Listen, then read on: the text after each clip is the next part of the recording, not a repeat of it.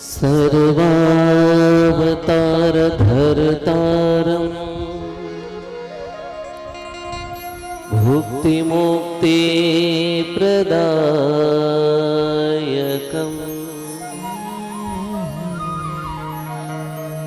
वन्देऽहं श्रेष्ठदेवं त्वं हरिकृष्णं मनोहरम्।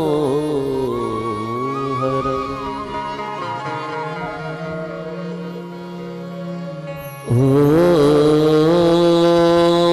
अवतारिणे श्री स्वामिनारायणाय नमो नमः। ॐ श्री हरिकृष्णाय घनश्यामाय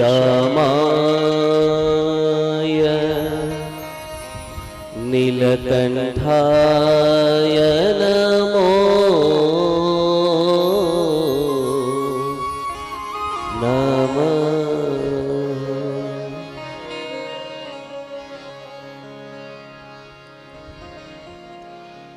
बोलो लक्ष्मी नारायण देवनी, श्री हरि कृष्ण महाराजनी, श्री मदन मोहन जी महाराजनी जय। सर्वावतारी अपना सौना हृदय समा वाला वाला हरिकृष्ण महाराज, गई काले ज आपणे बधाए महाराज ने लाड लडावी અને જેનો જન્મોત્સવનો જેને આનંદ લીધો એ મહારાજના સાનિધ્યમાં બેસી અને આપણને સૌને આ ચૈત્રીના ધમધોકતા તાપની અંદર મહારાજના દિવ્ય લીલા ચરિત્રનું એક ચંદન જેવી શીતળતા આપતા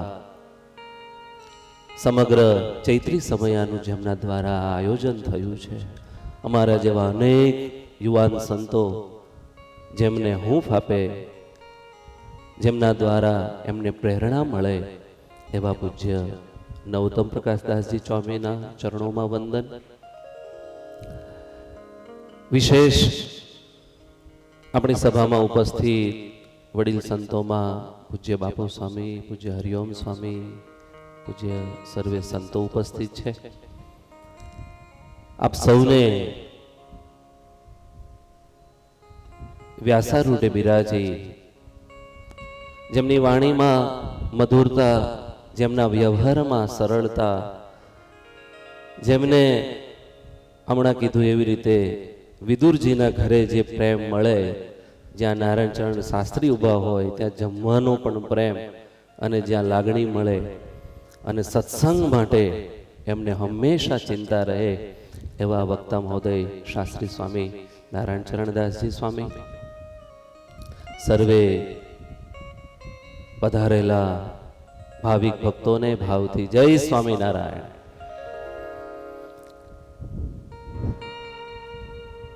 વ્યાખ્યાન માળાના અનેક અનેક વિષયોમાં પૂજ્ય ગુરુ નવતમ સ્વામીએ બધા સંતોને જ્યારે વ્યાખ્યાન માળાના વિષયો, જાણે બધા એને મીઠાઈ પીરસતા હોય ને, કોઈ તમારે મેસૂબ, કોઈએ સાટા, કોઈએ જલેબી, આપણા ભાગે જાદરિયું આવ્યું છે. ધોલેરાનું જાદરિયું જમ્યા છો ને તમે? હે,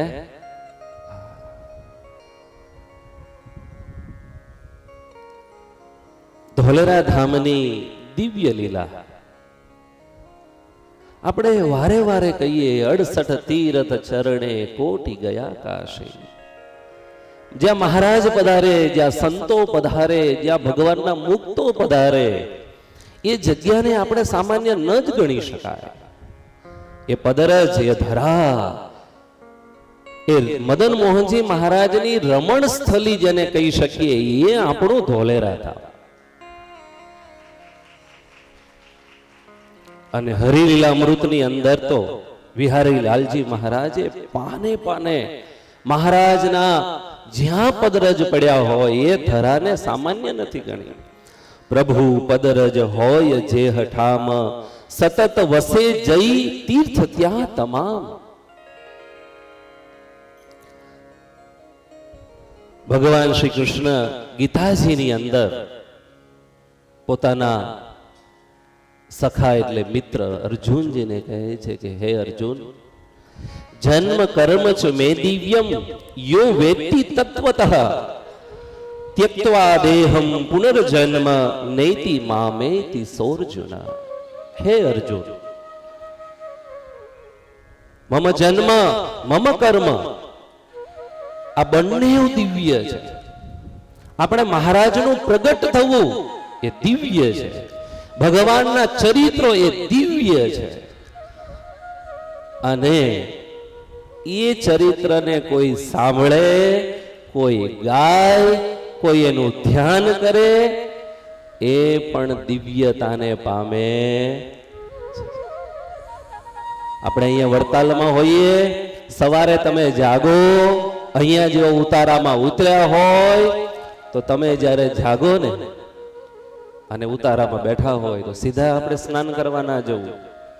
બેસી અને આંખો બંધ કરીને આખા વડતાલને મહારાજ હરિકૃષ્ણ મહારાજના ચરણમાં જઈને ધીરે ધીરે ધીરે ધીરે ધીરે વડતાલને મોટું કરવું અને મોટું કરીને ઓહો મહારાજનું મંદિર નિહાળવું, એ સુવર્ણનું સિંહાસન ધીરે ધીરે મોટું કરતા કરતા કરતા કરતા આખા એ વડતાલને પોતાના હૃદયમાં લેવું, આ ચોકને હૃદયમાં લેવો, આ આચાર્ય મહારાજની છત્રીને હૃદયમાં લેવી, આપણે જ્યાં પ્રસાદીના સ્થાનો હરિમંડપ એને હૃદયમાં લેવા. અને પછી આ પવિત્ર જે જ્યાં જ્યાં લીલાઓ કરી છે એને જ્યારે હૃદયમાં લઈએ ને, આપણા હૃદયમાં જે કાંઈ તાપ હોય ને એ બધા જ તાપ ધીરે ધીરે શમી જાય. કારણ કે એ લીલા ચરિત્રનો મહિમા છે.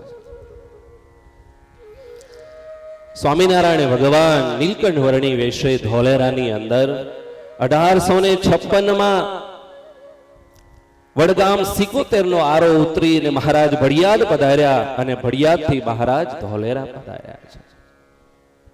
દરબારગઢની અંદર પૂજાબા દરબારગઢની અંદર જ્યારે ઉપસ્થિત થયા, મહારાજની એટલી વિશાળ દિવ્ય સુંદર કાયાને જોઈ પૂજાબા દરબારને દરરોજનો નિયમ હતો, દરરોજ ખાંડેશ્વર મહાદેવના દર્શને કરવા જાય. અને જેવા દર્શન કરવા ગયા અને મહાદેવજીનો અભિષેક કરતા એ નીલકંઠ પ્રભુના જ્યારે દર્શન થયા, ઓહો, આવા બાલા જોગીને કોઈ દિવસ જોયા નથી. પૂજાબા બાપુએ પ્રણામ કર્યા. મહારાજની આંખો પૂજાબા બાપુના દર્શન કરતાની સાથે મહારાજે તો જાણે આશીર્વાદ આપ્યા હોય એવા ભાવથી બોલાવ્યા કે બાપુ આવો. મહારાજે દિવ્ય વાતો કરી છે. મહારાજે વાતો કર્યા બાદ બાજુમાં એક સુથાર, એને જોયું કે કોઈ જોગી આવ્યા છે, પગમાં કઈ પહેર્યું નથી, કઈ જ પહેર્યું નથી, અને આવી શુક્લકડી કાયા, હૃદયમાં ભાવ થઈ ગયો. કોઈ સંતને જોઈએ ને અને દિલ દ્રવી ના જાય ને, એમની ચિંતા, એમના પ્રશ્ન, એમને આપણે મદદ કરવાનું જો મન ના થાય ને તો એવું સમજવાનું કે આપણને ભગવાને જે કાંઈ સંપત્તિ, વ્યવસ્થા, જ્ઞાન કાંઈ પણ આપ્યું છે એ બધું એળે ગયું. મહારાજને જોયા, ચરણમાં ચાકડીઓ નથી. મિસ્ત્રી ઘરે ગયા, એ સુથાર જઈને પોતાની સરસ એવી તરત ને તરત ચાકડીઓ બનાવીને મહારાજના ચરણમાં મૂકી. નીલકંઠ વર્ણી પ્રભુએ ચાકડી તો જોઈને મહારાજે પોતાના ચરણમાં પણ પહેરી. પણ મહારાજને યાદ આવી ગયું કે વર્ણી વેશે જ્યારે આ ધરાને પાવન કરવા નીકળ્યા છીએ, એક એક ધરા ઉપર તીર્થો ઊભા કરવા છે, અને જ્યાં સુધી એ ધરાને ચરણ જો અડશે નહીં ને, એ રજને પાવનકારી નહીં બનાવાય ને, તો આ ચાકડી પણ થોડી એમાં બાધારૂપ બનશે. મહારાજે પ્રસાદીની એ ચાકડી કરી અને સુથાર ભક્તને પાછી આપી કે લો, આ ચાકડી તમે રાખજો. આજે પણ તમે ધોલેરાના ખાંડેશ્વર મહાદેવ મંદિરના દર્શન કરવા જજો ત્યારે તમને ચાકડીના એ રાયણની ચાકડીના દર્શન થશે. નીલકંઠ વર્ણી મહારાજ પહેલી વખત 1856માં ધોલેરામાં પધાર્યા. ત્યારબાદ આપણે બધા જ જાણીએ છીએ એ રીતે કાર્યાણીની અંદર માચા ખાચર સમાચાર મળ્યા કે મહારાજ પધારે છે. અને માચા ખાચર સર્વપ્રથમ જ્યારે મહારાજ કાર્યાણીની અંદર પધારવાના હતા, આ બાજુ દાદા ખાચર થી લઈને સર્વે ભક્તોને જાણ કરવામાં આવી.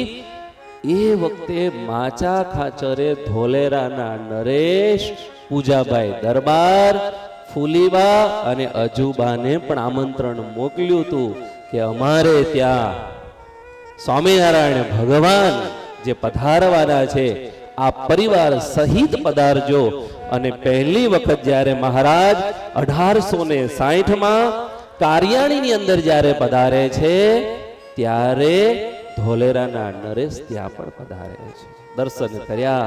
અને એ વખતે પૂજાબા બાપુને અને પોતાના બંને બહેનોને કાર્યાણીમાં સત્સંગ થયો છે. આ શુભ શરૂઆત થઈ. આપણે ઘણી વખત હરિભક્તોને આંગળી ચીંધ્યાનું પુણ્ય કહીએ છીએ ને, સમયો થતો હોય અને કહીએ કે હાલ હાલ, અને સાથે લેતા આવીએ, વરતાલ જેવા દર્શન કરાવીએ, કહીએ કે અહીંયા મહારાજે શિક્ષાપત્રી લખી, ધોલેરામાં પ્રસાદીના સ્થાનોના દર્શન કરાવીએ, ગઢપુરો લઈ જઈએ, સારંગપુર દાદાના દર્શન કરાવીએ. એ જીવના હૃદયની અંદર એ સ્મૃતિઓ જ્યારે રહી જાય ને, ત્યારે ભગવાનની નજીક જાય છે. અને આ બાજુ દરબારને મહારાજનો સંગ થયો અને વર્તમાન ધારણ કર્યા અને સત્સંગી બન્યા છે.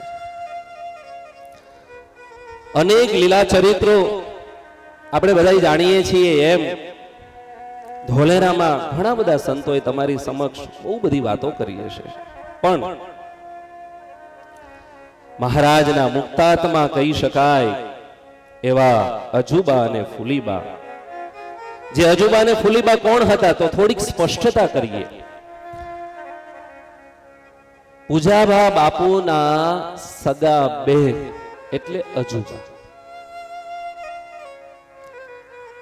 એમના કાકા દાદાના બહેન એટલે ફૂલીબા.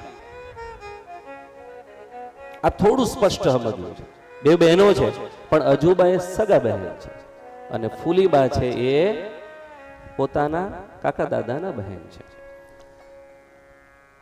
સાથે હંમેશા વાત થતી, પણ પૂજાબા બાપુના પત્નીની વાત બહુ ઓછી જગ્યાએ વર્ણવવામાં આવી છે. પણ એમના પત્નીનું નામ છે હીરબાઈ. પૂજાબા બાપુના પત્નીનું નામ હીરબાઈ. અને હીરબાઈ પછે ગામની બાજુમાં આલમપર કરીને છે, એ ત્યાંના હતા, એ આલમપરના હતા. અને પૂજા બાપુએ ત્યાં લગ્ન કર્યા. સંતાનમાં બે દીકરીઓ હતી, એટલે પૂજાબા બાપુનો આગળ વંશ ચાલ્યો નહીં. હાલ જે વંશ ચાલે છે એ પૂજાબા બાપુના કાકાનો વંશ છે. અજુબા અને ફૂલીબા મુક્તો જેને કહી શકાય, એવા મુક્તો કે જાણે મહારાજ એમની સાથે વાતો કરે. અને એક દિવસ મહારાજ સુરતથી નીકળ્યા અને સુરતના ભક્તોએ એટલી મીઠાઈઓ જમાડીને મહારાજ જમીને જેવા ત્યાંથી નીકળ્યા અને આવતા મહારાજ વરતાલ પાસ કર્યું ને બુધેજ પધાર્યા. સુરા બાપુ ને એભલમાં બધા હરિભક્તો, સોમલા ખાચર ને બધા. મહારાજે કીધું કે બધા બરોબર જમજો, થોડી વાર પછી આપણે નીકળવાનું છે.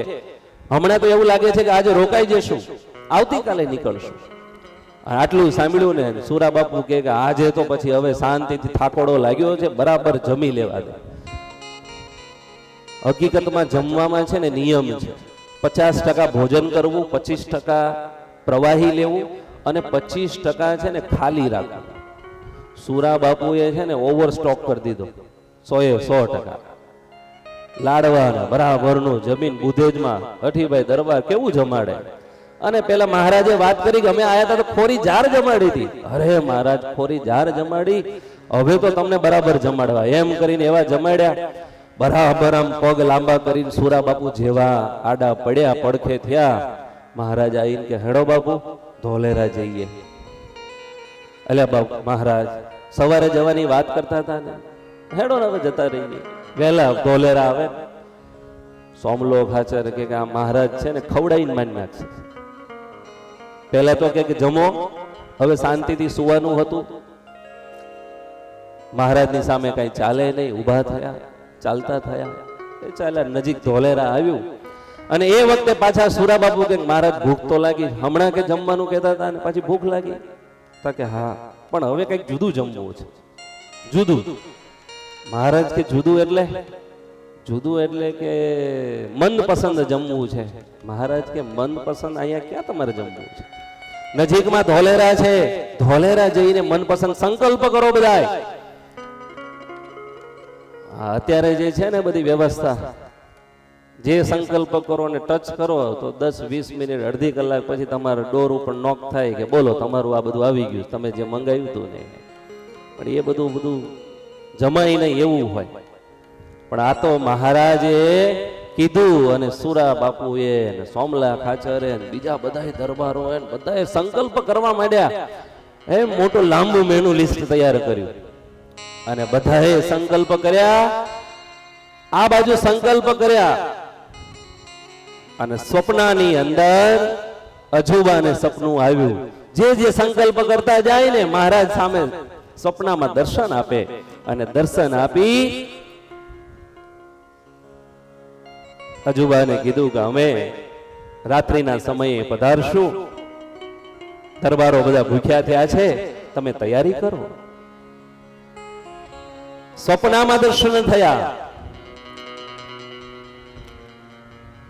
આ બાજુ જાગી અને તરત પૂજાભાઈ દરબારને કીધું પોતાની બહેને કે ભાઈ મહારાજ પધારે છે. અરે હોય, મહારાજ તો સુરત છે, પણ મને સ્વપ્નમાં દર્શન આપીને કીધું છે કે હું આવું છું અને આટલી વાનગીઓની તૈયારી કરજો. પૂજાબા કે તારી વાત મનાય નહીં. અને એ વાત ના માની ને એટલે ફૂલીબા નજીક આવીને કીધું કે મારી વાત કદાચ તમે ના માનો ચાલે, પણ મોટા બેનની વાત ના મનાય, એ વાતમાં માલ નથી. અજુબાને મહારાજ સાક્ષાત દર્શન આપે છે. મહારાજે કેવા વસ્ત્રો પહેર્યા છે એ મારી પાસે આવીને દરરોજ કહે છે કે આજે મહારાજે આવા વસ્ત્રો પહેર્યા છે ને આ જગ્યાએ મહારાજે આવી લીલા કરી છે. એટલે એ વાત તો ચોક્કસ છે. અને પછી સરસ મજાની રસોઈઓ તૈયાર કરવા માંડ્યા. જે કઈ સીધું સામગ્રી જોઈએ પૂજાબા બાપુએ બધી તૈયારીઓ કરવા આપી. અને આ બાજુ બંને બહેનોએ અને ગામના બહેનોએ સરસ મજાની માટે મહારાજના થાળ કર્યા. પ્રાર્થના કરી કે મહારાજ પધારો, ધોલેરા પધારો, પ્રાણ પ્રીતમ પ્યારા, વેલારા આવી થાળ જમો વાલા. ધોલેરા પધારો ને પ્રાણ પ્રીતમ પ્યારા, વેલેરા આવી મારો થાળ જમો પ્યારા. સ્વપ્નમાં કહ્યું તમે તેથી કરો થાળ, અમે સખા સંગે આવી તમે જમો થાળ પ્યારા રે. ધોલેરા પધારો ને પ્રાણ પ્રીતમ પ્યારા, વેલેરા આવે મારો થાળ જમો પ્યારા. સવારમાં વહેલા જાગ્યા અને બંને જે તૈયારીઓ કરી અને તૈયારીઓ કરીને જે મિષ્ટાનો કીધા હતા એ બધા જ મિષ્ટાનો તૈયાર કરાવ્યા. સવારે ઉઠી બેને સૌને વાત કીધી, ભાઈએ તો સર્વે વસ્તુ લાવી દીધી. અજુબાને ફૂલીબાએ થાળ કર્યો અતિ ભાવે, માખણ કેરા ભજીયા વળ્યા ફૂલા કર્યા ખારા રે. તેરા પધારો ને પ્રાણ પ્રીતમ પ્યારા,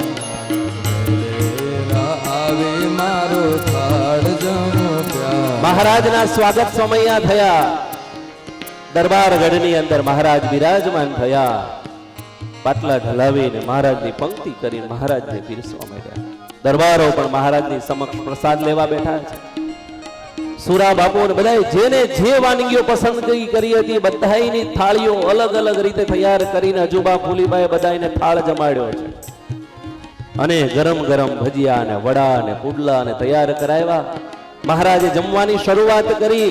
સુરા બાપુ જમવા લાગ્યા. વડું જેવું મોઢામાં મૂક્યું ને એવું ગરમ વડું હતું. જેવા જમવા લાગ્યા અને સુરા બાપુની જીભ છે તે એવી છે તે દજાણી.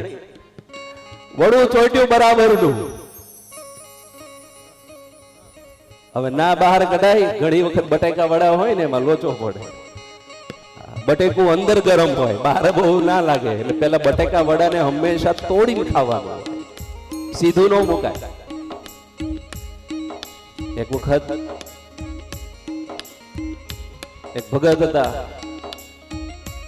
એક વખત દૂધ છે ને વિદેશમાં હોઈએ એટલે દૂધ ઉપર મૂક્યું અને મહારાજશ્રીએ સ્ટ્રો આલી. લો ભગત કે પીવો કે.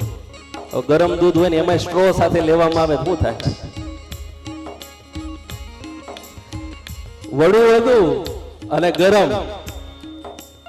જેવું જલાણું ને સુરા બાબુ ઉભા થઈ ગયા. અરે મહારાજ, મહારાજને માટે સરસ સેવૈયા બનાવેલા અને એ તો ઠંડા હોય, સાકર નાખી હોય. સુરા બાપુ ને વડું થયું પણ બાપુ બોલે નહીં ને. બાપુ બોલે નહીં કે વડું દજી ગયું છે. થોડી વાર થઈને મહારાજ ને કે મહારાજ ભણે આ લાંબુ લાંબુ શું જમો છો? આ અમને તો હાલો કે. મહારાજ ની બાજુમાં તાંસળી હતી. મહારાજે લાંબી કરી કે લો તમે જમો. રૂપાળા રોટલા તો બાજરાના કર્યા, પાડીને કાણામાં ઘણા ઘી ભરા. વાલા અતિ વેગે આવો, સખા સંતો સાથે લાવો. આજ અમને લાવો લાવો સહજાનંદ પ્યારા રે. લેરા પધારો ને પ્રાણ પ્રીતમ પ્યારા.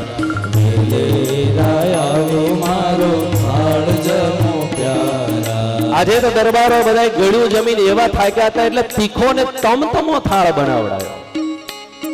ચટપટો કહીએ ને, જેવું જેને ગમતું હતું ને એવું ફરસાણની વ્યવસ્થા અને તીખો ને તમતમો થાળ કર્યો.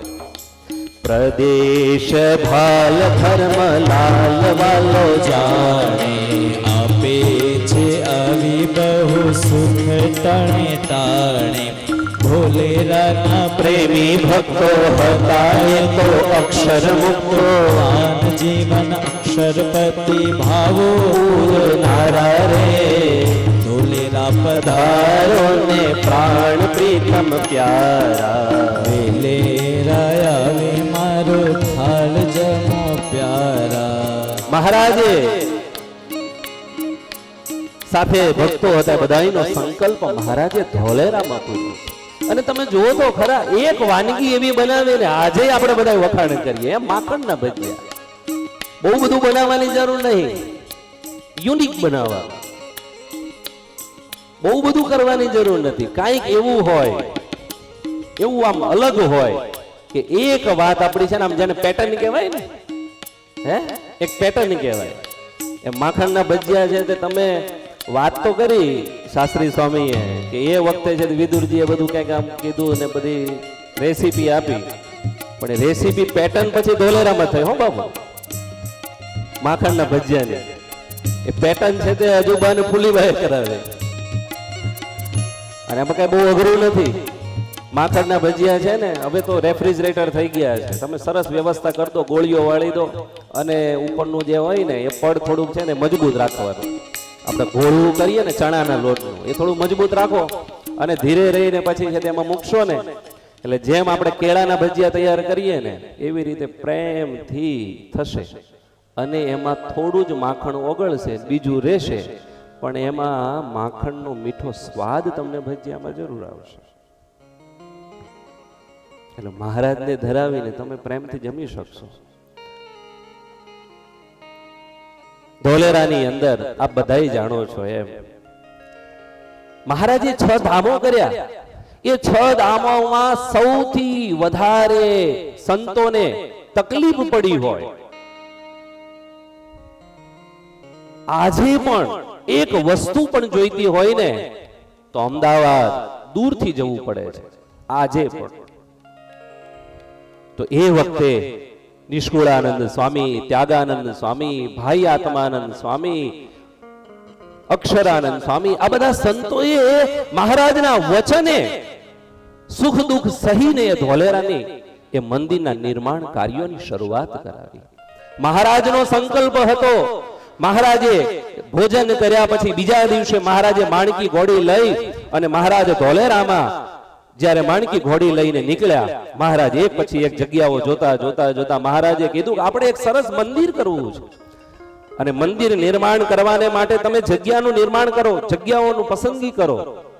અને એ વખતે મહારાજ જ્યારે માણકી ફેરવતા ફેરવતા આજે જ્યાં તળાવ છે, જેને ધર્મકુંડ તળાવ કહેવાય છે, તળાવની પાળે મહારાજે તળાવની પાળે માણકી ચડાવી અને બાજુની જગ્યા ઉપર મહારાજે માણકી ઘોડી ફેરવી. નિષ્કુળાનંદ સ્વામી સાથે હતા. નિષ્કુળાનંદ સ્વામી કીધું કે અમે અહીંયા ઢોલિયો તળાવીને જ્યાં બેઠા છીએ, આ માણકી ઘોડી જ્યાં ઊભી છે એ જગ્યાએ તમે મંદિર કરો ને એક્ઝેક્ટ આ જગ્યાએ તમે મદન મોહનજી મહારાજની સ્થાપના કરજો. અને એ જ વખતે નિષ્કુળાનંદ સ્વામીએ મહારાજનો જ્યાં ઢોલિયો હતો ને 4 પાયા ઉપર નિષ્કુળાનંદ સ્વામીએ ખીલીઓ મારી અને આજે પણ જે મદન મોહનજી મહારાજ જ્યાં બિરાજે છે, જ્યાં મહારાજ બિરાજ્યા હતા, મહારાજે પ્રતિષ્ઠાઓ કરી, ખૂબ વહાલ કર્યો છે.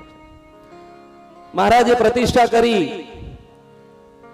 મહારાજે કીધું જે જે દેશે મંદિર કર્યા તે દેશને આવ્યા કામ, હવે સર્વે દેશને અર્થે બંધાવીએ સારું ધામ.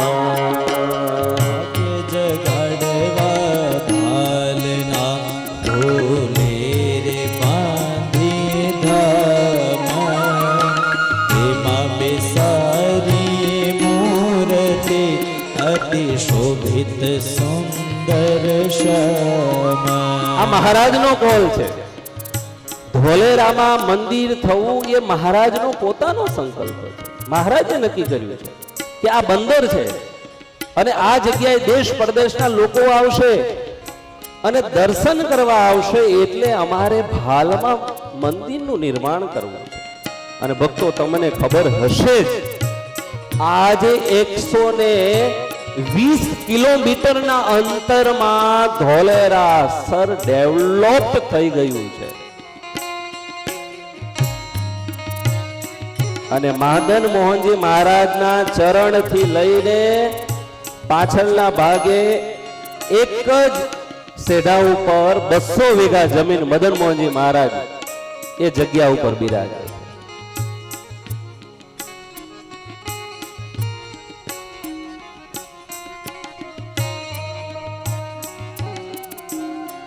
જે દુનિયાને મોહ પમાડે, આપણે બધા જ ગાઈએ છીએ, વિશ્વત્વી સન મન મથદર પહાર. આખી દુનિયાનું મન મથ કરનારા, બધાના મનનું મંથન કરનારા કોણ છે? કામદેવ. અને કામદેવને પણ જે મોહ પમાડે, કામદેવ એટલે મદન, અને મદનને પણ જે મોહ પમાડે એ આપણા સૌના હૃદયમાં બિરાજતા એ વાલા મારા મદન મોહનજી છે. તમે બધે દર્શન કર્યા હશે, પણ એ કાળિયા ઠાકોરના મદન મોહનજી મહારાજના તમે એક્ઝેક્ટ દર્શન કરો ને, તમને પ્રેમ શબ્દ શું છે ને એ મદન મોહનજી મહારાજ શીખવાડે. ભગવાનમાં ભાવ શું છે ને મદન મોહનજી મહારાજ શીખવાડે.